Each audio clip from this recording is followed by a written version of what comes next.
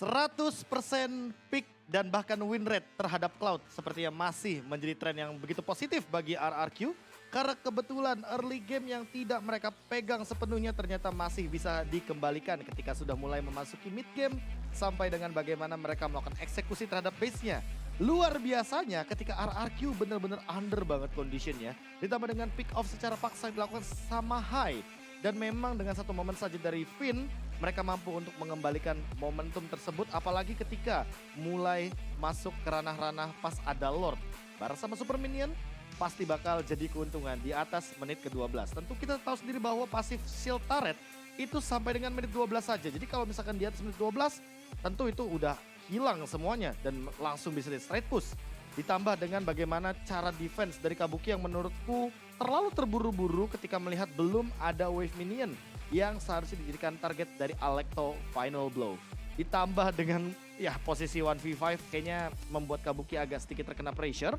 Dan ditambah dengan beberapa kali kita melihat situasi yang sebenarnya dipegang sepenuhnya sama Aura Fire. Tapi ternyata ketika mungkin kontes objektif seperti Lord, zoning out yang terjadi benar-benar menjadi keuntungan bagi RRQ itu sendiri.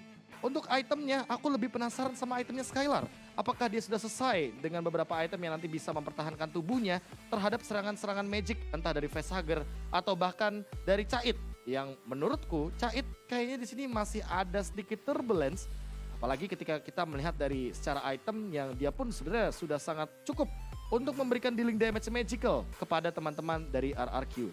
Semenjak kita melihat di sini hadirnya Holy Crystal, jawaban dari Cait ketika ingin memboosting damage tambahan dalam bentuk magical ternyata sudah dihandle juga oleh Skylar dengan satu Athena Shield. 4 item attack yang begitu luar biasa tentunya ini benar-benar connecting banget. Attack speed yang begitu tinggi ditambah dengan bagaimana cara untuk dia memberikan penetration kepada frontliner entah itu Fluffy atau bahkan kepada High. Kabuki secara mengejutkan, Retribution sangat on point sekali. 3 turtle pun diamankan tanpa adanya pertukaran kepada RRQ. Padahal seperti yang kita tahu, RRQ ini adalah tim yang sangat objektif sekali. Setup turtle-nya benar-benar manis banget. Dan mereka tuh kuat untuk teamfight perebutan objektif. Namun Albert, dia hanya fokus kepada sesuatu yang evolve. Lord-nya yang benar-benar jadikan target. Setelah 2 menit pasca turtle yang ketiga dan mereka mampu untuk mengendalikan gamenya via satu blunder yang nanti akan kita saksikan di highlight. Tapi sebelum itu kita akan ke post game dulu. Ada beberapa yang mau kita kilas balik dikit terutama untuk pemberian damage dari Rainbow dan juga Skylar. Yang menurutku ini benar-benar sangat on point sekali. Ditambah dengan bagaimana cara Skylar yang farming 3 lane dan hampir mendapatkan semua title. Forgotten One, Skylar. The Carry, Skylar. Rich Guy juga Skylar. Dan ini dia pola permainan dari Skylar yang membukakan winning condition terbaru bagi RRQ dengan Cloud-nya. Makanya gak heran sampai sekarang win rate-nya masih di angka 100%. Namun melihat Albert yang ternyata cukup berimbang dari teamfight participation membuat menurutku di sini tidak hanya Skylar yang harus di spotlight. Tapi bagaimana cara Albert untuk juga melakukan eksekusi ketika nantinya Skylar melakukan poking damage, inilah yang menjadi jawaban kenapa Aura Fire tidak cukup damage untuk membendung banyaknya serangan dari RRQ.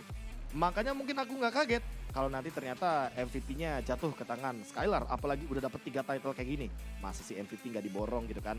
Damage dealt-nya tentu tidak akan sebanding. Damage taken-nya juga akan lebih banyak Aura Fire.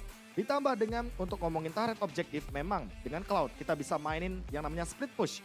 Metode farming 2 lane, farming bahkan sampai 3 lane pun masih mampu untuk mereka mainkan. Dan kita akan melihat bagaimana perbedaan hal tersebut dari segi goldnya nanti ketika sudah mulai memasuki gold curve.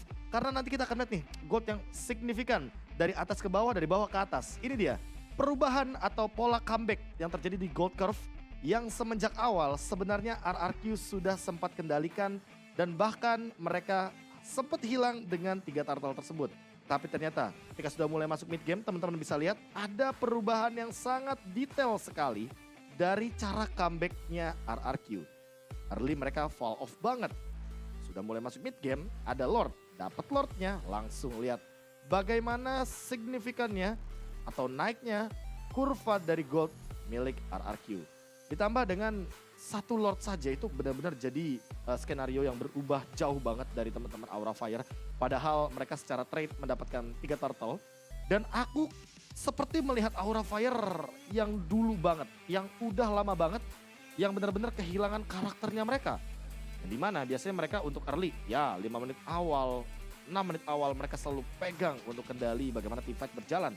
Namun setelah di atas menit yang kelima, itulah dia yang terkadang Aura Fire lepaskan.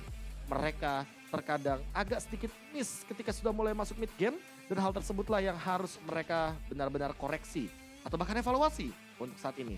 Karena tidak ada lagi nih selain game kedua untuk nantinya mereka bisa evaluasi lagi, karena untuk sekarang lah mereka harus reset.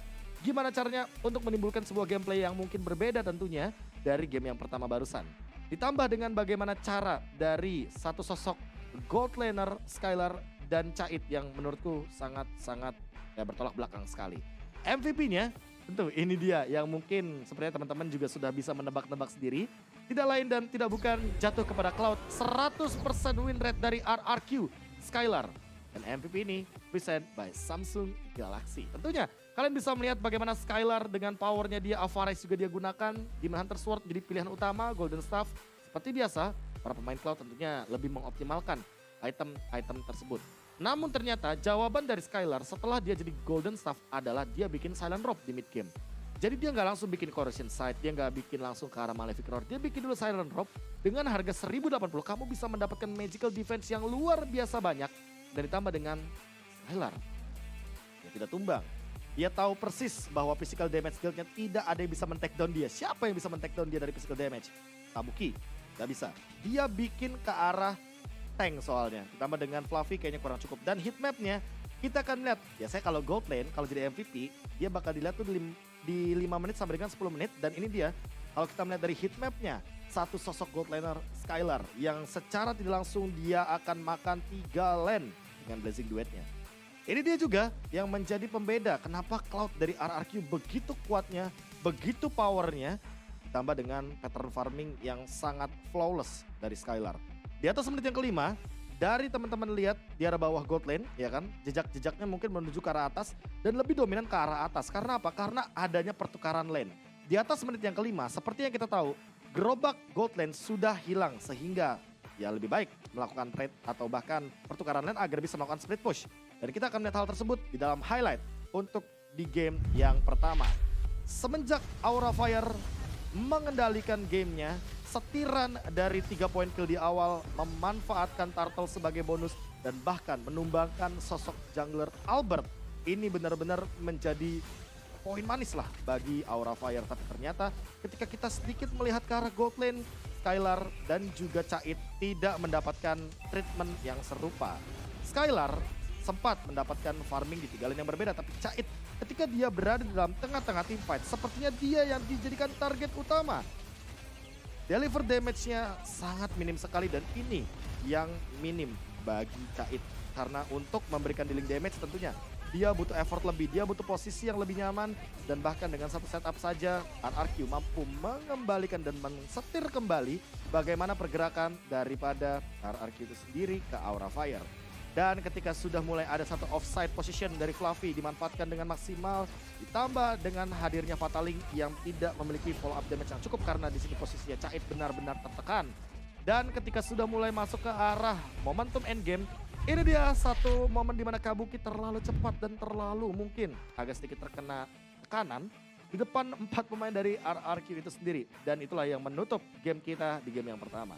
Sempat penasaran bagaimana Aura Fire setelah mereka mengalami 3 kali kekalahan di minggu yang pertama. Tapi sepertinya karakteristik mereka mulai pudar perlahan-lahan. Apakah itu yang akan terjadi di season ini? Tentu kita akan menjawabnya nanti setelah game yang kedua. Caster, silakan.